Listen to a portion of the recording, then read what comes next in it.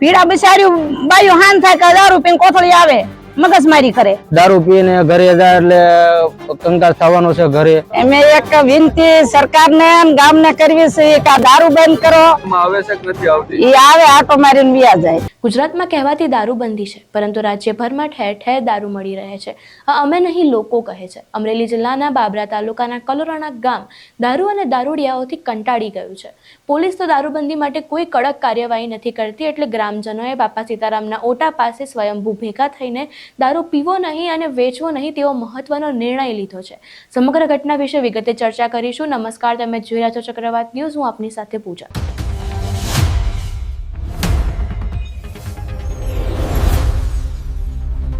રાજ્યમાં આમ તો દારૂબંધી છે, પરંતુ અમરેલીના કલોરાણા ગામમાં જોવા મળતી નથી. છેલ્લા 1 મહિનામાં કલોરાણા ગામમાં 3 યુવકના મૃત્યુ થયા, જેના કારણે યુવા અવસ્થામાં મહિલાઓ વિધવા થઈ રહી છે અને બાળકો પિતાની છત્રછાયા ગુમાવી રહ્યા છે. જેથી કરી કલોરાણા ગામમાં લોકો દારૂના દૂષણથી કંટાળી ગયા. આખું ગામ ભેગું થયું છે બાપા સીતારામના ઓટા પાસે અને નિર્ણય લીધો છે કે આજ પછી કોઈએ દારૂ પીવો નહીં અને વેચવો નહીં, અને કોઈ બહાર ગામથી દારૂ વેચવા આવે તો તેના પર કડક પગલાં લેવામાં આવશે. દારૂના દૂષણના કારણે ગામની મહિલાઓ ખૂબ જ પરેશાન હતી, કારણ કે દારૂના વ્યસનને ચડેલા પુરુષો મહિલાઓ સાથે ઝઘડો કરી મજૂરીના પૈસા આવેલા હોય તો તેમાંથી દારૂ પીવાના પૈસા લઈ જતા અને સાથે જ મહિલાઓ ઉપર અત્યાચાર કરે છે અને પૈસા દેવાની ના પાડે તો મારામારી પણ કરતા હતા. ગામના લોકોએ અનેકવાર અમરેલીના એસપીને બાબરા પોલીસને રજૂઆત પણ કરી, છતાં કલોરાણા ગામમાં ખુલ્લેઆમ દેશી દારૂ તેમજ વિદેશી દારૂ પૈસા દેતા મળી જતા હતા. આ બધાથી કંટાળી હવે ગ્રામજનો જ આગળ આવીને દૂષણને અટકાવવાનું બીડું ઝડપ્યું છે. બાબા તા દારૂ નમતે જ થાય ને. આ બે 3 કેસ મેર્યા, બધાને બસ નાના નાના જ છે.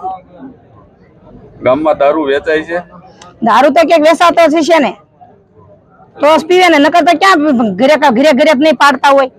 મૂળ કલોરાણા ગામની મહિલાઓની શું પીડા શું છે?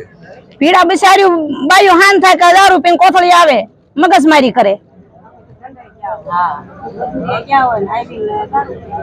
પોલીસ પાસે અને સરકાર પાસે શું અપેક્ષા રાખો? સરકાર આગળ ને પોલીસ આગળ આપણે એ જ નિયમ લેવાનો છે, કલોરાણા ની અંદર દારૂ બંધ થવો જોઈએ.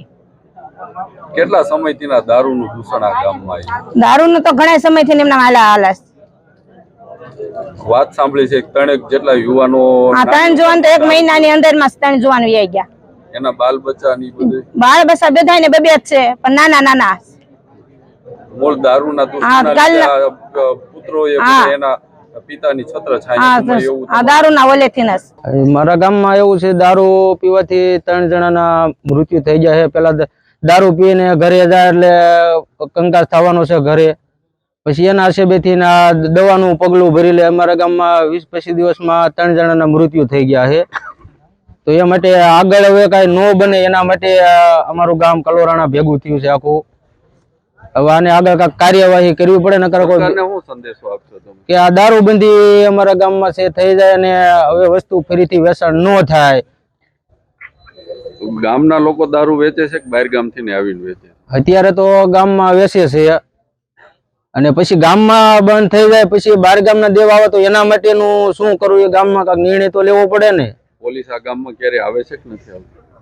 એ તો કે આપણને ખ્યાલ નથી આવતા હોય કે ન આવતા હોય. એમે એક વિનંતી સરકારને ગામને કરવી છે કે આ દારૂ બંધ કરો. દારૂ બંધ કેમ નથી થતો અને આ નોટ બંધ ફડાકે થઈ જાય છે એ સરકાર બંધ કરી દેશે, અને આ દારૂ બંધ કેમ નથી થતો એ અમારા ગામની બાયું બેનું ને અમારી એ વિનંતી છે. એટલે દારૂડિયા હેરાન કરે છે કે દારૂ વેચવા વાળા હેરાન? દારૂ પીવા વાળા હેરાન કરે છે ને દારૂ વેચવા વાળા હેરાન કરે છે. પોલીસ ગામમાં આવે છે કે નથી આવતી? એ આવે આટો મારીને વ્યા જાય. કલોરાણા ગામ આખું વ્યસન મુક્તિ માટે ભેગું થયેલું છે.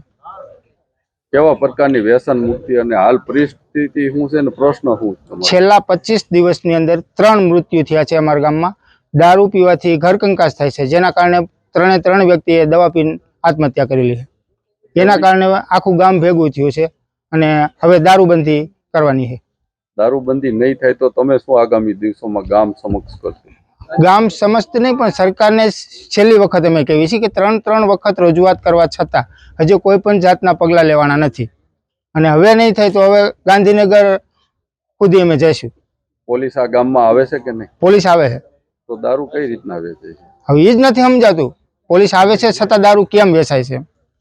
બાબરા મામલતદારને કે પોલીસને કે આ બાબતે તમે રજૂઆત કરી? અમરેલી રજૂઆત કરી, બાબરા રજૂઆત કરી, છતાં જે 5 દિવસ બંધ રહ્યો ત્યાર પછી દારૂ એમને પાછો ચાલુ થઈ ગયો. સરકારને શું સંદેશો દેવા માંગશો? સરકારને કે આ દારૂ જે લોકો દારૂ વેચે છે એને કડકમાં કડક સજા કરે. અહીં તમે સાંભળ્યું કે ગ્રામજનો દારૂના દૂષણથી કેટલા કંટાળેલા છે, પરંતુ એવું લાગે છે કે પોલીસ અહીં ખાલી હફતા લેવામાં જ પડી છે. જો વારંવાર રજૂઆત છતાં પોલીસ કાર્યવાહી ન કરતી હોય તો પછી કેવી દારૂબંધી? તમારું આ સમગ્ર મામલે શું માનવું છે અમને કમેન્ટ બોક્સમાં જરૂરથી જણાવજો.